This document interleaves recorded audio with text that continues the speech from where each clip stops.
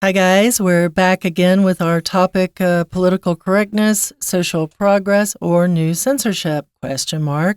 Yesterday we were looking at the social progress side of things, and today we're going to go a little bit more into the new censorship ? Part of it. So we're asking, is this a form of censorship? So it has its positive aspects, and some would say it also has its negative aspects. That's right. I'm Mike, by the way. And I'm Leah, by the way. And so, today we're going to be turning sort of to what the critics of political correctness might say. Yesterday, we kind of read about what it was aimed for, what it was the goal of political correctness, and some of the positive changes in society that we've seen. It's more inclusive. It allows marginalized groups that maybe were not included in society or seen to be different and other and strange. It's allowed them to claim their rightful place in society, and it's expanded our world too. The world of the people who are sort of part of society, the majority groups now have a richer world. So it's kind of better if we include more when things are more diverse and more inclusive. It kind of works well for everyone. But like a lot of things that can be, sort of used and twisted for political gain, it can be misrepresented, it can be abused by certain groups, and that can bring it a negative, sort of a negative reputation.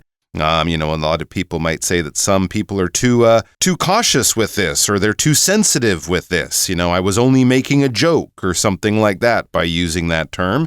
What is a joke to one person might be offensive to another person. So that's kind of what we're going to be looking at, and also how it can be cynically used by politicians and other people in society in order to separate us when it should be there to bring us all together. So it's a very complicated and interesting and nuanced topic, a topic with a lot of gray area, very little black and white in here, depending on who you talk to and how it's used and what the situation is and all that kind of stuff. So we're going to be looking at some of the, not the negative, but some of the criticism of political correctness, and you can judge for yourself whether that is valid criticism or not, and use that to sort of judge and measure against the positive benefits of some of this more enlightened language. So let's have a look at our article, and then we'll be back to talk about it. Political correctness, social progress, or new censorship. However, political correctness also faces substantial criticism. Some argue it restricts free speech by creating an atmosphere where people self-censor for fear of saying the wrong thing. In recent years, public figures have faced strong backlash for statements deemed inappropriate, sometimes regardless of context or intent. Efforts to avoid offense can also result in what some see as overcorrections. When Disney cast a Latina actress as Snow White in its live-action adaptation, debates erupted about whether such choices valued diversity over story authenticity. There are also concerns about reverse discrimination. Policies like affirmative action and gender quotas aim to support underrepresented groups, but can cause resentment from those who feel identity is valued over qualifications. A job posting that reserves positions to balance gender representation, for example, may raise questions about fairness. What makes political correctness so complex is that it asks society to confront unspoken advantages. Discussions around race, gender, or privilege are rarely easy, especially when many in dominant groups are unaware of the benefits they receive. For instance, a student from a wealthy family may believe university admissions should rely solely on merit. However, this view often overlooks how financial stability provides access to quality private tutoring, extracurricular activities, and a less stressful learning environment, advantages others may lack. To view political correctness reasonably, we must return to its core value, respect. It's not about silencing others or following a strict set of approved terms, but about recognizing how our words and actions shape the experiences of those around us. When applied with care, it helps us build a more respectful society. When applied without thought, it risks becoming another form of control.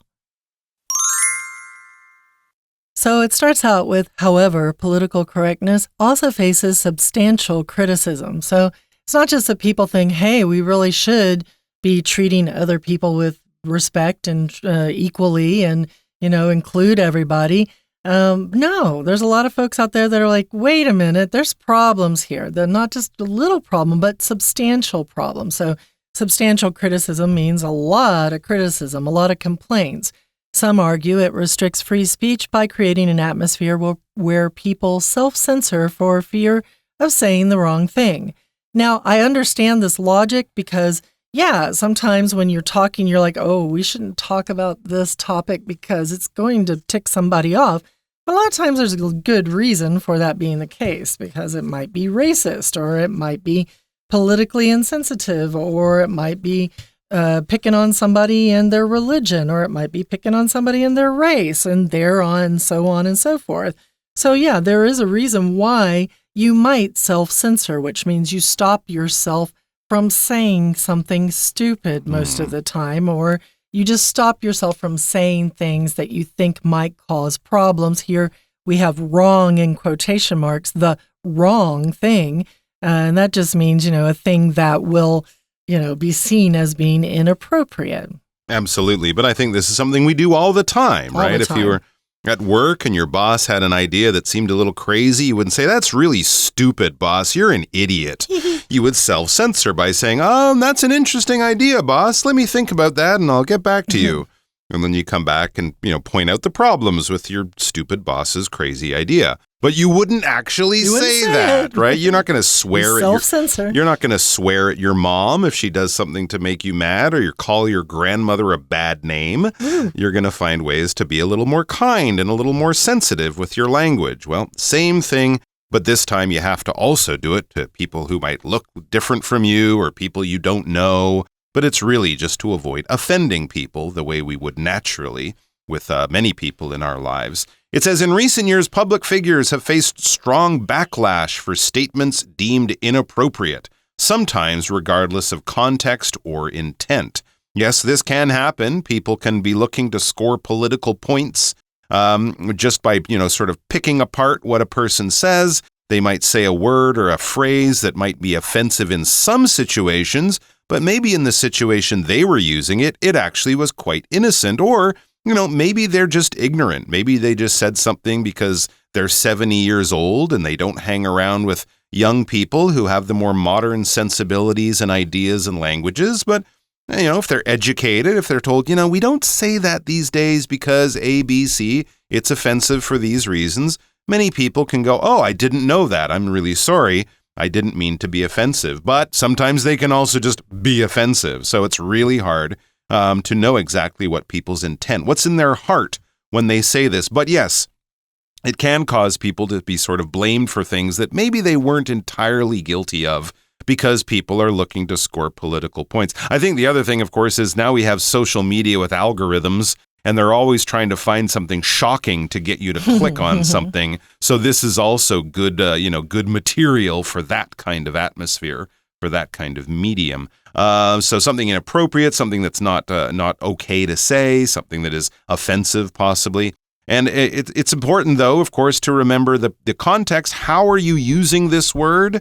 If I use a word that's offensive to a person, but I'm using that word to talk about something else, then I might not be trying to offend people. I'm just using that word in a totally different situation. Or the intent. What were you trying to do? Your intent is what you're trying to do.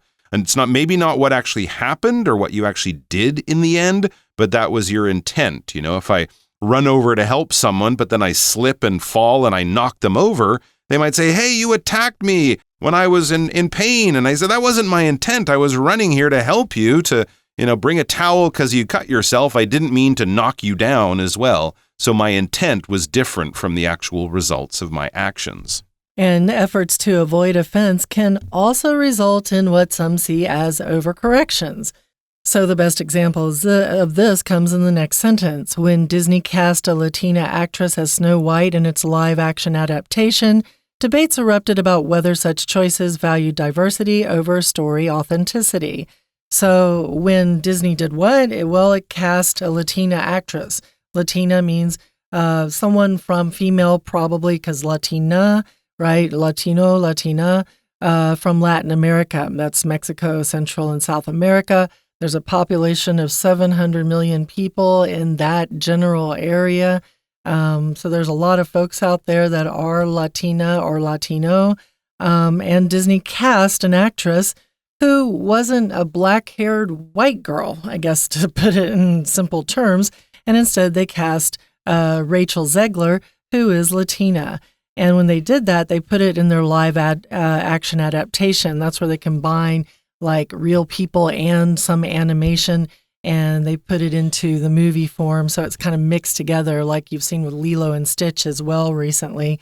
Adaptation means one variety or one version of something. So they've changed it. They've switched it into something a little bit new. They've adapted it. And this adaptation is what this movie comes out as. It is a new form of what was originally the old classic Snow White movie. And debates erupted. So people were fighting. What are they fighting about? Whether such choices valued diversity over story authenticity. So diversity meaning, well, you chose somebody who was not a black-haired white girl. You chose somebody who was Latina. You were focusing on showing diversity, showing, that you're including these different races into the film. And that's different than the story authenticity. Authenticity means the veracity, the truth of the film, the truth of the original story. Here, the truth of the original Snow White was that you had this black-haired, kind of whitish-looking girl who was the main character of the movie. So if you're not continuing that story, then are you being authentic? Are you staying true to what the original story was? And of course, Snow White is a fairy tale, so we don't really have any idea what she looked like. Originally. But people were probably just looking for something to be upset about. And that, of course, can be done and can be beneficial for cynical political reasons. There are also concerns about reverse discrimination.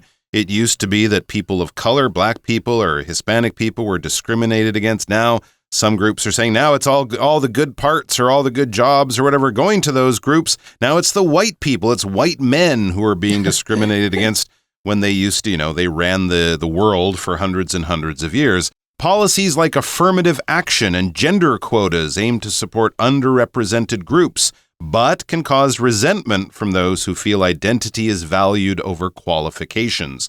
Affirmative action is sort of putting aside a certain percentage of jobs or university positions to underrepresented groups. Black folks and other, especially in America, didn't always have the money and the opportunities to go to the top schools and things like that. So they set aside certain percentage of the new students to be, black or from other countries and speak other languages or whatever.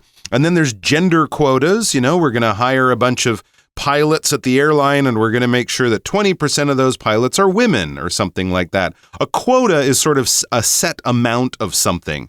Often when there's a limited amount of things, we might have a certain division of the number of those things so that we make sure that everyone gets something fairly. One group doesn't get it all and the other group doesn't get none. So a quota is a limited or fixed number or amount of people or things, especially when, the number of those things is limited. We can't, just give all the jobs to anyone who wants it, but we want to make sure that our airline, the doctors in our hospital, the police on our police force kind of look like the city that they, or the country that they work in, and things like that. And this is to support underrepresented groups. The number of black doctors or black pilots or black astronauts or things like that was lower in the past. We want to have those numbers higher because there are more people percentage-wise of that shape or that color or that race or that background in our society. But it can cause resentment. It can cause anger. Resentment is anger at a past action. If you do something that hurts my feelings or hurt me, and then I don't forgive you or I don't, talk about it, I might, I hate you. You did that thing to me in the past, and I'm still upset about it. So that's kind of resentment, right? It's sort of current hurt feelings for a bad or harmful action in the past. So this is resentment from those who feel identity is valued over qualifications. This might be that white guy who says, all those jobs are going to women or going to black people or Asian people or something. What about us white guys? So they feel their identity is no longer valued, or other people's Just what other people look like or where they come from is the most important thing and not their qualifications. I passed all the same tests. I got better marks, but that position went to that person because they're handicapped or a woman or something like that. But of course, that can also just be the natural fear that happens when all your privilege is taken away. When you've had the run of the world for a long time and someone takes a little bit of that power away, it can really feel like discrimination when really it's just making things more fair. It doesn't always feel fair when you've had everything and someone takes something away from you. And a job posting, for example, that reserves positions to balance gender representation, for example, may raise questions about fairness. Let's talk to somebody who doesn't have a problem with fairness, our Chinese teacher.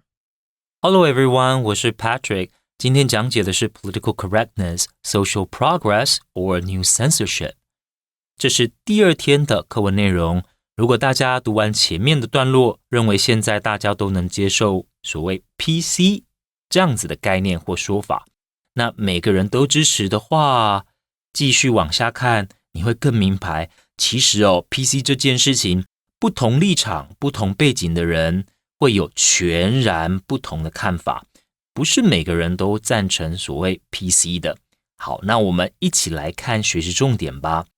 第一段第一句就开宗明义的告诉我们，是有一些人不太认同所谓 PC 这件事。那到底为什么会不认同？我们继续往下看哦。第一个句子就说 However, political correctness also faces substantial criticism. 好，前面讲的就说 PC 利益良善，避免语言歧视偏见，强化社会的不公。那这一段呢，则是提到 PC 也有受到批评的地方，所以这一句呢，就像是主题句，后面告诉我们它到底哪里受到批评了。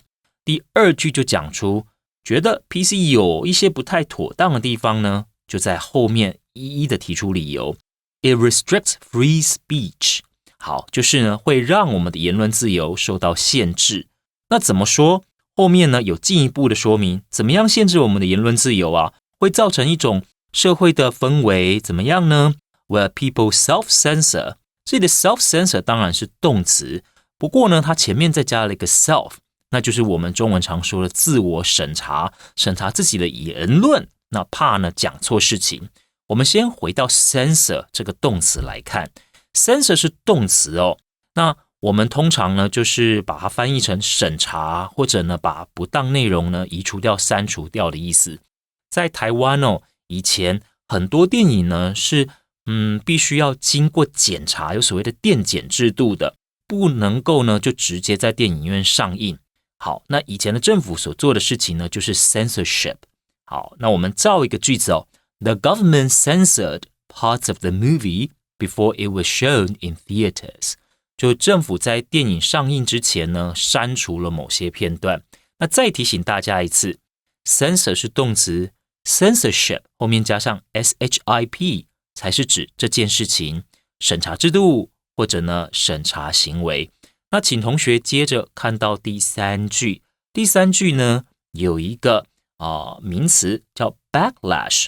请同学看到 Public figures have faced strong backlash. 好，这个 backlash 我们一般呢把它解释成强烈的反弹、激烈的反对。总之啊，就是别人的回应呢是负面的。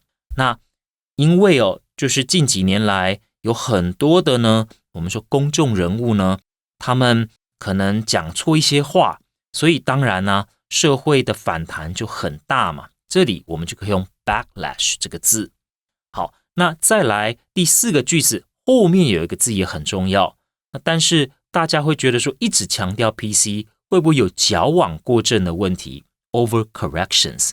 那因此呢，第5个句子就给了我们一个案例，就像迪士尼之前呢，他们找来拉丁裔的女演员演白雪公主，结果呢就引发了很多争论。我们看到逗点之后 debates erupted， 那整个呢这个言论就爆开来，大家呢就争执不休， debates erupted。 All right, we're going to take a quick break and then we'll be right back.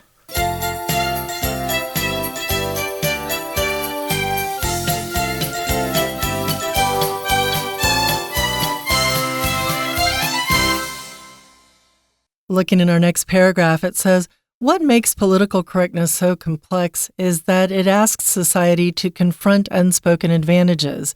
So the problem, what makes it so difficult to talk about, what makes it so intricate to talk about, so complex, is that it asks people to face something. It makes them face their unspoken advantages. People don't like to talk about the fact that they're rich.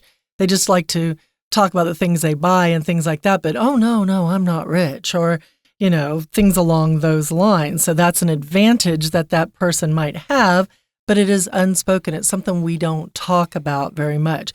There are a lot of different unspoken advantages that are out there in society, going back to the, hey, white guys are supposed to get those jobs, sort of an unspoken advantage.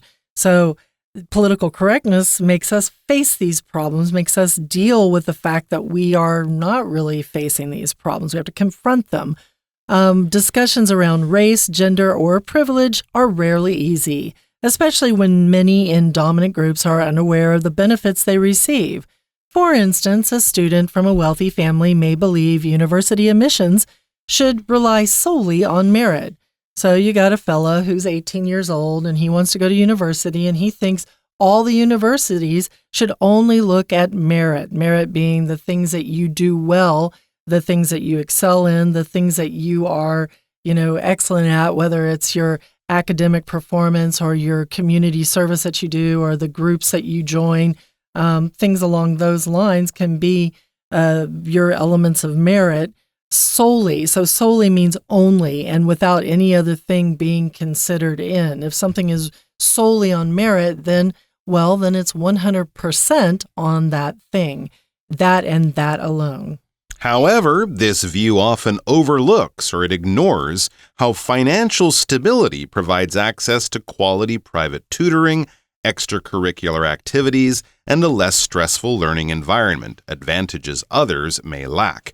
So if you sort of come from a wealthy family, you live in a nice neighborhood, you live in a quiet, peaceful home, that is giving you advantages. It's not just I did better than you on the math test. It's that you had a better teacher, you went to a better school, you had access to libraries and books and things like that, a quiet place to study. If you're poor and you live in a crowded downtown apartment and your parents are both working 2 jobs and coming home at all times of night, they don't have time to buy good food or cook good food for you.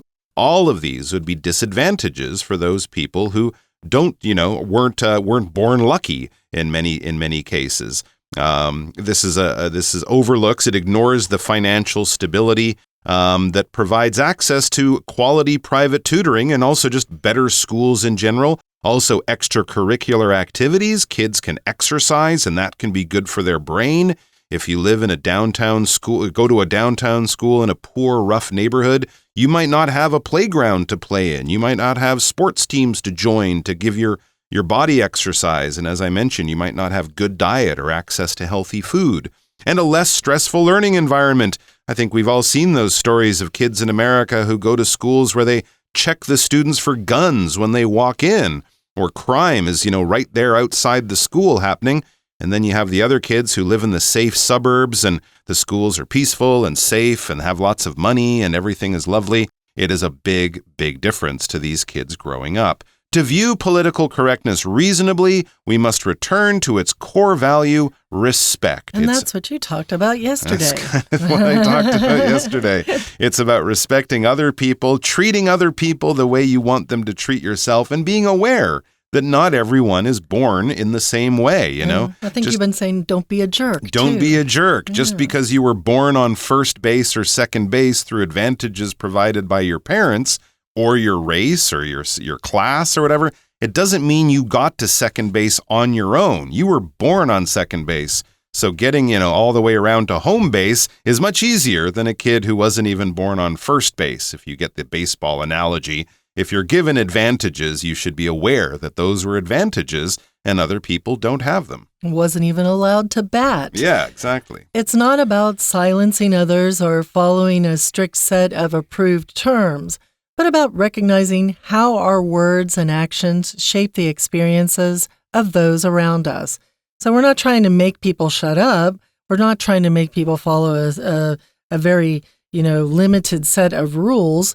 follow a strict set of approved terms, approved things that they're allowed to say. But like looking around you and saying, ooh, I probably shouldn't have said that, or I probably should never say that again because it's hurtful to other people. I probably shouldn't act that way because I'm not thinking about others when I'm doing it. I probably shouldn't steal the baseball out of the hand of a kid and then go around and say, I'm the one who got the baseball, look at me. Or steal the signed autographed hat out of the hands of a kid and stick it in your bag because, well, you think you should get it. No, you should think about those around you.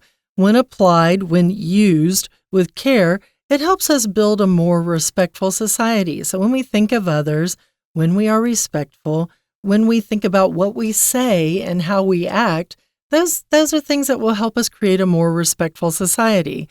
When applied, when put into place or used without thought, without thinking about it beforehand, it risks becoming another form of control. So if you don't watch out and you just are constantly being super, super politically correct about everything, it can get quite narrow. And folks that you might know who are extremely politically correct about every topic might be a little bit uncomfortable to be around because they have taken political correctness to the level of religion. And then they feel like, well, I'm closer to God because I am very and absolutely politically correct. I am the right one. And that's a random thought to end this article with. Let's listen to someone who's not random. Let's listen to our Chinese teacher now. 那从第二段开始作者呢就开始提出来说，虽然有些人呢对于这种 PC 政治正确呢不以为然，可是作者呢正式的针对大众的 PC 的质疑呢提出他可能的解释。他觉得说反对的人呢可能没有意识到他们自己本来就享有优势，所以呢才不想要说社会用 PC 来推动社会正义。